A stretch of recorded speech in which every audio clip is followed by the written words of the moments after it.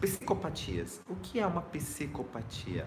É um distúrbio comportamental onde a pessoa tem um comportamento, um aspecto de antissocial. É uma pessoa que, mesmo que ela conviva com outras pessoas, ela não tem aquela conexão, aquela interação com outras pessoas. Ou seja, parece que ela não se deixa interferir ou se deixa influenciar pelo ambiente, nem pelo que está acontecendo no ambiente. Por isso que é dito de um comportamento antissocial. Só que não é só um comportamento antissocial, isso é muito intenso. É um comportamento que assim não dá para ficar mais ou menos, não é ajustável.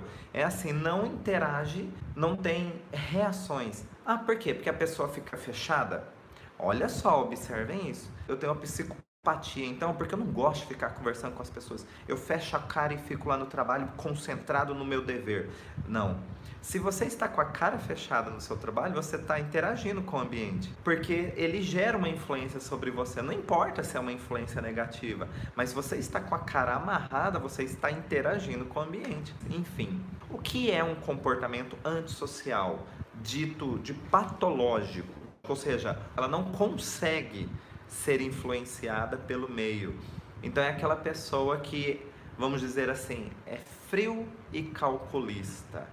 Por quê? Porque ela faz o que tem que fazer, ela faz o que ela acredita ser o certo fazer, mas ela não tem nenhuma interação emocional ou de envolvimento com o ambiente nem com as pessoas ao redor, tá? Por isso que o psicopata, ele faz o que ele acredita ser preciso fazer sem nenhum remorso, sem nenhuma emoção depositada. Ah, ele sente prazer em matar. Não, se a pessoa sente prazer em executar outra pessoa, em fazer uma maldade, ela está interagindo. O frio e calculista, o psicopata propriamente dito, não, é como, imagine só, uma pessoa que trabalha mecanicamente. Não, não gosto do meu trabalho, ele não me tem nenhuma paixão no meu trabalho.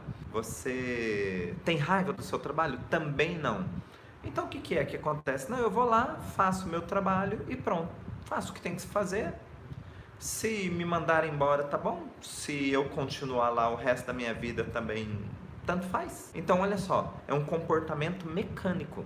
Ou seja, eu faço o que precisa ser feito, mas isso não desperta nenhuma emoção agradável, nenhuma emoção desagradável, isso não me desperta nada. Apenas tem que ser feito, então vamos fazer. Então é mais ou menos isso. Eu estou tentando explicar de uma maneira bem simples, para ficar fácil esse entendimento, que o comportamento antissocial, que é dito, que caracteriza uma psicopatia, não é da pessoa que não quer interagir.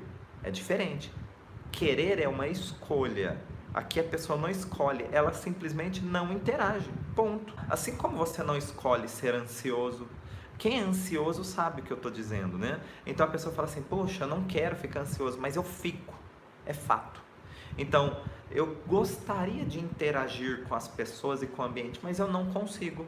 Então, para mim, tanto faz quanto tanto fez. E se ela não consegue interagir, ela está numa nova realidade. Por que é importante entendermos que isso é um comportamento? Porque comportamento, mesmo sendo estranho ou até agressivo, se nós não entendermos as causas, nós sempre iremos usar a culpa para essas pessoas. Nós sempre vamos querer puni-las. Onde que eu quero chegar? É muito comum um psicopata ser punido. Seja por algo mais leve ou algo horrível. Um psicopata, normalmente, quando ele comete algo, ele é punido com a morte, inclusive. Tá? Mas se a gente entender, não é que eu estou dizendo aqui que os psicopatas são santos, mas é que eles estão dentro de um processo comportamental onde eles não conseguem ter saída, enxergar saída. Que alterações de comportamento eu preciso ter situações impactantes, inesperadas, com um contexto dramático. Quando eu vivo uma situação impactante, inesperada, com um contexto dramático, eu consigo meio que me adaptar, mesmo com muito sofrimento, mesmo com reações físicas, eu consigo ir adiante. Agora, quando eu vivo duas situações impactantes e inesperadas, não ao mesmo tempo elas aconteceram, mas essa segunda situação acontece antes que a primeira se resolva. Então, agora sim, eu tenho duas situações mal resolvidas, com datas diferentes, mas as duas estão ativas. As duas estão ali sem resolução. Duas situações que têm que ter mesmo caráter. Agora, sabe qual é o contexto? Sabe qual é o cenário? Qual que precisa ser o pano de fundo para que uma pessoa desenvolva uma psicopatia? E detalhe, eu posso ter uma criança psicopata. Tem crianças que a gente diz assim até, tem crianças que são más. Mas olha só, quando a gente diz que alguém é mau, isso já é um julgamento. Nós estamos falando do que nós estamos vendo da pessoa ali, mas nós estamos ignorando a história da pessoa. Lembrando, eu não estou querendo aqui santificar nenhum psicopata. Eu estou querendo trazer uma luz, uma clareza para um comportamento extremo. O que leva uma pessoa a desenvolver um comportamento extremo? Quer um comportamento extremo, horrível? Uma pessoa que mata a outra, esquarteja, depois que terminou tudo, sai para comer uma pizza, sai. Você percebe que em todo momento, o antes, o durante e o depois, não gera nenhum tipo de influência emocional na pessoa. Ela não sente exatamente nada, nenhum problema. É por isso que eu digo, é tão mecânico, sem emoção nenhuma, tão mecânico, que qual o problema em esquartejar alguém na sequência e comer um lanche no fast food? Por quê? Porque para a pessoa é simplesmente um ato mecânico, uma frieza total. Não gera nenhum, exatamente nenhum tipo de emoção, nem de sensação. Agora, eu disse para vocês, quando a gente interpreta ou quando rotula, fulano é mal, uma criança é má, ou fulano é muito mal, isso é um julgamento. Qual é a história final que está por trás de um psicopata? Bom, estudos indicam que essa pessoa, para ter uma ausência de emoções, de sensações, de remorsos, de todos esses níveis, ela teve uma história assim, com várias situações de ataques. No histórico dessa pessoa, ela sofreu muito. Sofreu o quê? Sentimentos de atentados à sua integridade. Então, olha só, onde que você tirou isso, Adailton? Você sonhou e acordou com isso na cabeça e falou, deixa eu colocar lá no YouTube? Não. Existem literaturas de etologia animal que traz a seguinte informação: um animal ferido tem que se mostrar forte para continuar a ter possibilidade de sobrevivência. Olha só, tem um canal na TV paga chamado National Geographic Wild, e nesse canal você tem a seguinte programação: vida selvagem 24 horas. É fantástico. Por que é fantástico? Porque quando você assiste, você começa a fazer conotações ou associações com os nossos comportamentos. Por quê? Porque quando o animal está no seu habitat natural, ele tem o seu comportamento puro e ele faz o que precisa ser feito. E a natureza não é tão bela como a gente pinta. Bela que eu digo porque leões, por exemplo, quando eles disputam território, se um leão ganhou a luta, ele vai lá e mata os filhotes do outro leão. Por que não é tão bela? Porque é triste matar os filhotes. Mas olha só na natureza, ele ganha a batalha e então ele vai lá, mata os filhotes do outro clã para garantir que esses filhotinhos não venham querer conquistar futuramente o território que é dele. E esses filhotinhos crescendo, ele vai estar velho e logicamente ele vai perder território. É uma garantia de sobrevivência do próprio clã. Nisso dá para entender, mas se a gente ficar olhando, você já ganhou a luta, o que você tem que ir lá e matar os filhotes que são do outro clã? Já não basta ter batido no outro? Não, porque nós estamos falando de sobrevivência. E quando nós falamos de sobrevivência, o papo é sério, não tem muita negociação. Eu sempre pergunto nas aulas, olha só, uma pergunta forte. Eu peço para os alunos assim: quem aqui na sala teria coragem de matar uma pessoa? Ponto. A resposta é só sim ou não, sem justificativas. Quem aqui na sala tem coragem de matar alguém?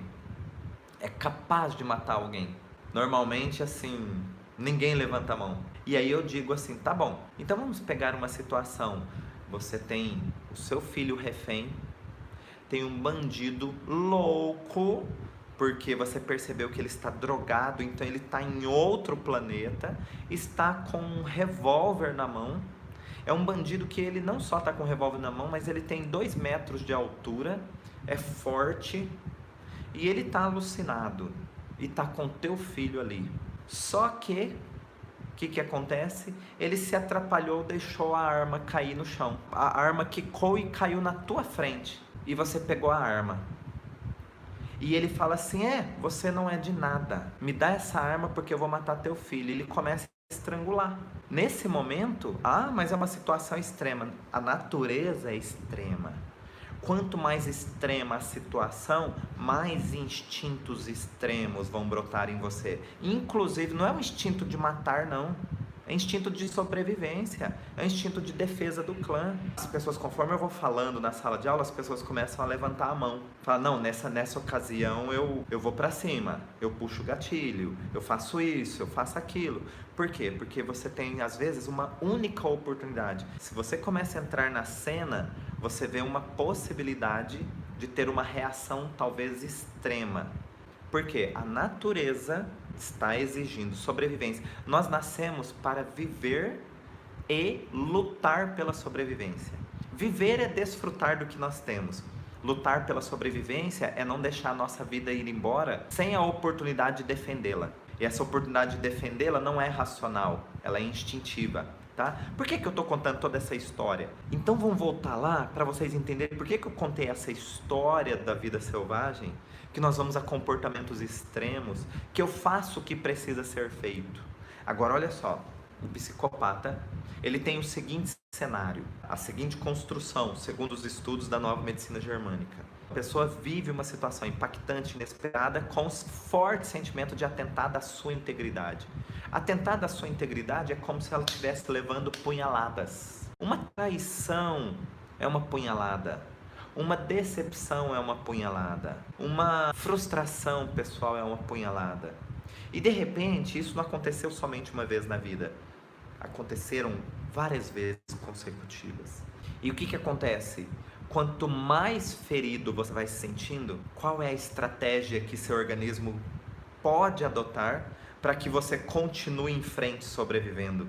Garantir a sua sobrevivência, porque você está ferido, você está sangrando, não real, mas você está simbolicamente sangrando, você está simbolicamente cheio de feridas, mas você tem que sair dali ou você tem que lutar, você tem que fazer alguma coisa. E como é que você se mantém de pé ainda sentindo todos esses ataques? A estratégia que nosso organismo encontra é não sentir mais o ataque. Como é que eu não sinto mais o ataque?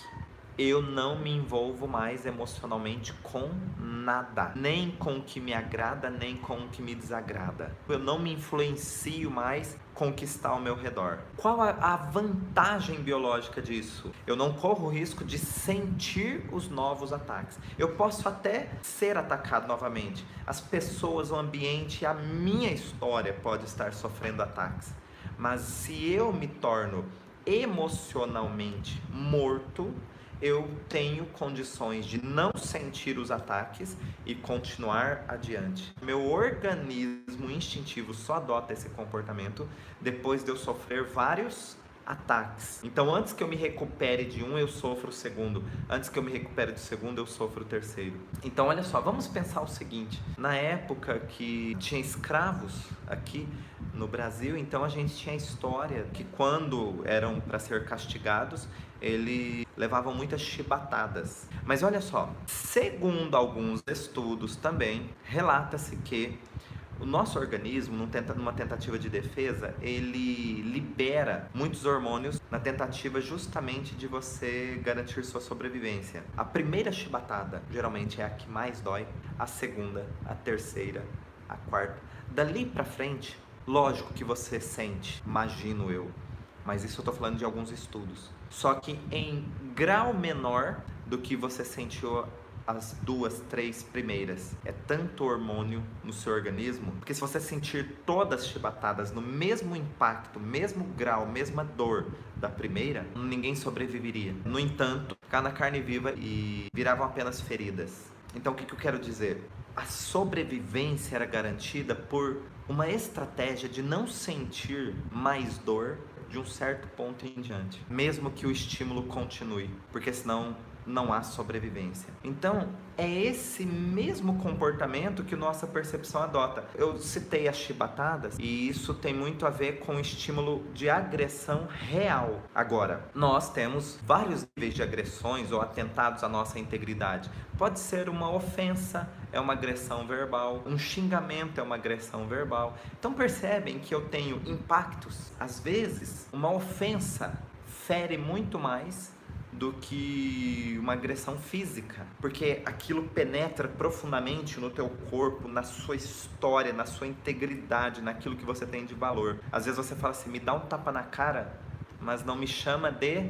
E aí pega na sua ferida. Então olha só, imagine uma pessoa com histórico onde ela sofre isso constantemente. Só que não é sofrer somente um insulto, uma história e tal. Nós estamos falando de uma situação chocante, uma situação impactante e ao mesmo tempo inesperada. E tem que ter um contexto dramático por trás.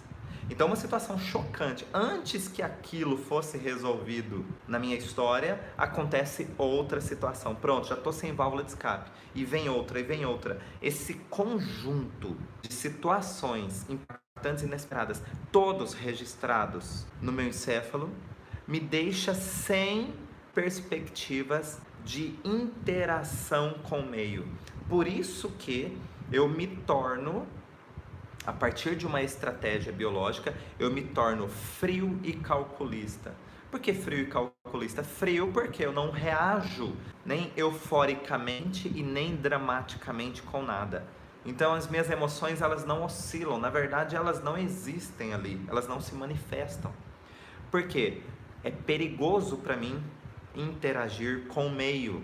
É perigoso eu sentir, porque se eu interagir com o meio, do jeito que você me olha eu posso achar ruim e isso fazer uma releitura dos meus registros dramáticos. O jeito que você fala comigo pode fazer uma releitura e isso mexer, ativar, reativar os registros dramáticos da minha história. Eu não consigo conviver ou sobreviver com isso. Se tornou uma realidade insuportável. E quando se torna uma realidade insuportável, eu preciso adotar um novo comportamento. Por quê? Porque é questão de sobrevivência. São tantos ataques que se eu não adotar esse comportamento, eu corro o risco de não sobreviver. Então é assim que um animal ferido, muito ferido por ter tido vários ataques, ele consegue ainda se mostrar forte diante da sua estratégia de sobrevivência.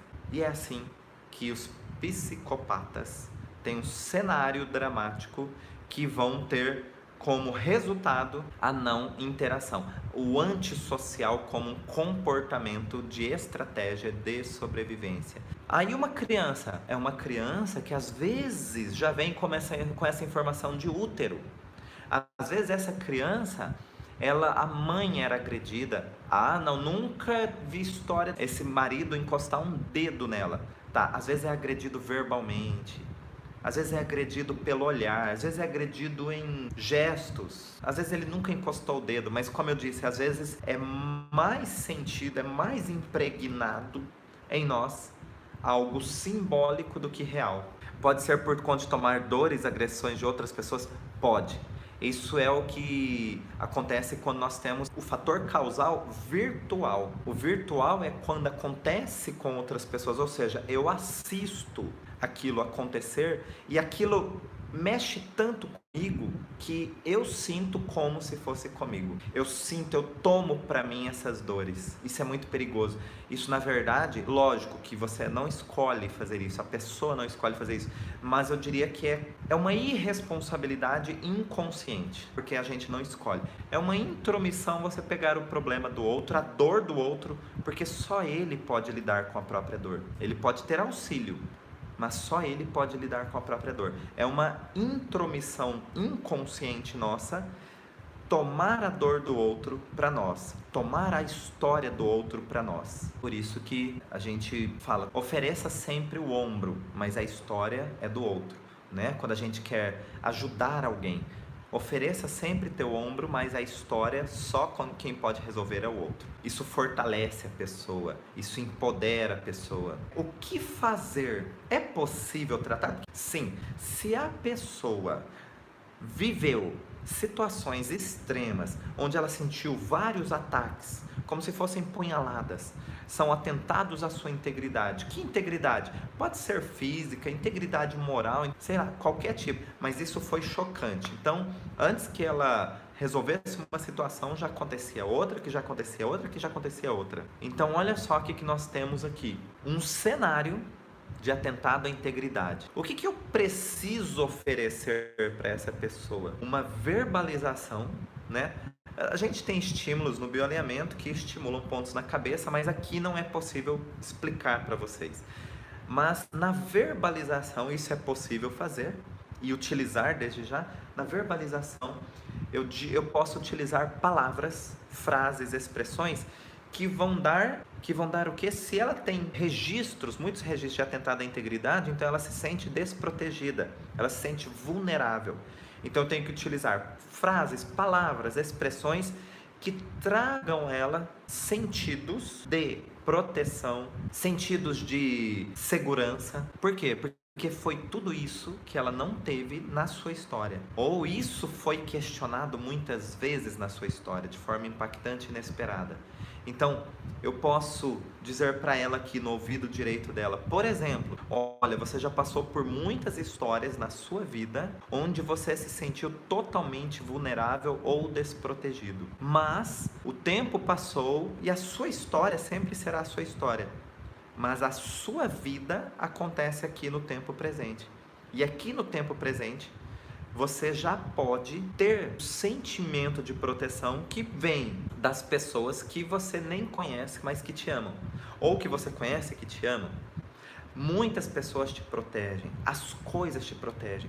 Por exemplo, a sua casa te protege do sol, da chuva. O seu trabalho te protege. O seu trabalho te protege de que maneira? O seu trabalho te protege trazendo elementos para você amanhã ter um alimento. Então ele protege a sua sobrevivência, porque através do trabalho amanhã você tem um alimento. Você vai buscando, depende do contexto, o perfil da pessoa, mas você vai buscando sempre palavras, frases, expressões que ilustrem sentimentos de proteção, sentimentos de integridade, sentimentos de segurança. Isso vai na hora ali cuidar da pessoa? Não. Nós vamos oferecendo elementos que vão ampliando a percepção dessa pessoa. Essa pessoa, ela pode, inclusive, não interagir exatamente nada com a sessão. Talvez se ela está mergulhada numa forte psicopatia, ela não vai interagir com a sessão, interagir emocionalmente. A gratidão é algo que brota gostoso aqui, né? Então, o sentimento de gratidão, ele pode vir talvez numa segunda sessão, com o avanço, ou ele pode vir alguns dias depois, esse paciente até pegar o telefone e falar, olha, muito obrigado, eu estou me sentindo um pouco melhor, algo estranho para mim, né? Mas fazia muito tempo que eu não sentia uma emoção. O resultado que a gente mais espera, assim, terminando a sessão, é que ele esteja igualzinho quando começou. Só que os estímulos são aplicados. Não é consciente, é para o subconsciente. E esse subconsciente, essa pessoa está dormindo, essa pessoa está trabalhando, fazendo as suas atividades. Mesmo assim, esse subconsciente fica interagindo. E quando ele ganhar espaço, aí vai traduzir-se num comportamento, num novo comportamento. Isso pode ser 24 horas depois, isso pode ser uma semana depois, ou isso pode ser depois de 30 dias, né? O intervalo entre uma sessão e outra são de 30 dias e isso, os resultados eles são bem variáveis, depende de cada pessoa. Então, como é que isso vai fazer efeito? Porque não precisa fazer um sentido racional. É assim que a gente cuida de bebês, né? A gente vai lá, verbaliza no ouvidinho direito da criança e a criança aparentemente não está tendo uma interação, porque a cognição não está formada ainda. Só que existe ali um registro do que foi captado pela percepção dessa pessoa. Quer ver? Vou dar um exemplo. Quando você fala com alguém, verbalmente, você gera uma intenção. E isso é muito captado pela pessoa. É interessante que a nossa voz, ela tem entonações diferentes e tudo e tal, e tem ritmos e tal que demonstram, que ilustram essa intenção com o que nós queremos dizer para a pessoa. Quando nós vamos mandar uma mensagem de texto, a mensagem de texto não tem entonação. Cada um interpreta meio do jeito que está o seu estado. Agora, quando você está ali falando com a pessoa, existem entonações, existem expressões. Então, essa intenção é captada e registrada pela percepção da pessoa. Então, mesmo que não faça nexo, não tenha sentido para a pessoa, ou não seja possível fazer sentido para a pessoa, no caso de um bebezinho, existe uma intenção. E essa intenção é registrada. É como se fosse uma outra língua que é captada pela nossa percepção. E isso fica registrado. E é essa frequência que fica interagindo. Por que que é importantíssima essa verbalização? Porque qualquer coisa que aconteça no ambiente que case, que faça um link com essa frequência que ficou registrada aqui, ela começa a se ampliar, ela começa a ganhar força, e ela começa a ganhar força suficiente para se manifestar no comportamento da pessoa. Então, por isso que, para um psicopata, independente do grau, é muito possível que você não observe ali na sessão, mas a partir de 24 horas é bem possível que algumas coisas comecem a mudar. O que eu queria que vocês gravassem é justamente para que, quando a gente compreende o caminho percorrido de um sintoma até uma patologia, nós começamos a entender melhor o ser humano, nós conseguimos entender melhor a nós mesmos, e o maravilhoso de tudo é deixarmos o julgamento de lado. O julgamento, ele é uma prisão, tanto para quem julga quanto para quem é julgado. O julgamento, ele é uma prisão para os dois lados. Por que que ele é uma prisão? Porque você não consegue expandir a sua percepção se você ainda julga alguém ou algo. Espero que tenham absorvido algo bem interessante, que sirva para esse crescimento interior de não julgamento. Acredito que possa ter elucidado essa trajetória para muitas pessoas. Quero agradecer muito a presença de vocês, a audiência de vocês. Se gostaram, deixa um like aí e até qualquer momento, tá bom?